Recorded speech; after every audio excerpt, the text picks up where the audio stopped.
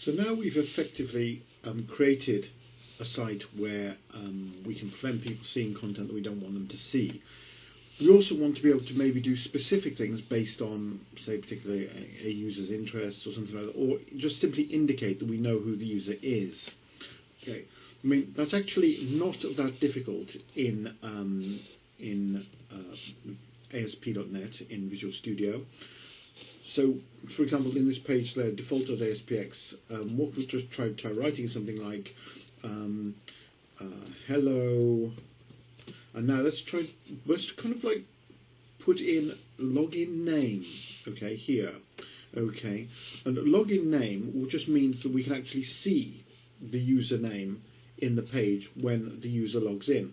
So having done that, let's we're in default.aspx, let's run it, and now what this should do is bring up our browser, but it should prohibit us from going straight into the page, okay, and it should challenge us, ask for authentication. Now remember, I've created two users so far. I've created one called John and one called Steve, and what I'm going to do now is kind of like log in as John. Okay, so John, and then with this password, log in. Okay, what you should be doing, and it says that here's some content. Hello, John. Okay, so there you can see, using these very simple techniques, we can actually find the name of the user who has just logged in to our system. Okay. In addition, we could also programmatically use that, refer to the user's name. Let's just create a placeholder in the page. Create a placeholder, and I'm going to just to right-click on it, choose Properties, and I'm just going to give it a name. PH name, PH standing for placeholder.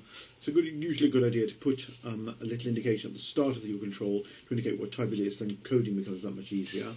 So then in default.aspx, view code. Okay, now what I'm just going to do is just simply in the page load, I'm going to write something into that page placeholder. So I'm going to write something like this, PH, if we don't do it already yet, PH name, dot controls dot add open bracket new literal control, and I'm going to type in something like user is close quotation marks ampersand.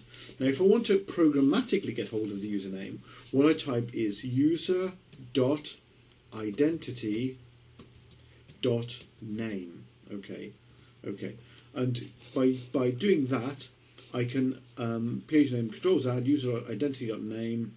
Okay, and I'll need another, finally, just one other close bracket. Okay, so that'll then make it perfectly working. So now let me run default.aspx.vb. Okay, and this should start the page running, and so it starts, and hello John, user is John. So this time, in the first case where it said hello John, I simply dragged the login name control from the toolbar onto the web page. Where the part which says user is John is where I've done it programmatically, so we've worked out from the code who the user is. Okay, so that is essentially the basics of ASP.NET Authentication sorted. The next things we're going to have to look at are how, say, a database like this would interact with another database containing more content, okay, and also things to do with the role of the user. Some users might have greater permissions than others, some users might be able to see certain content and not others, so that's the other kinds of things we'll be looking into next.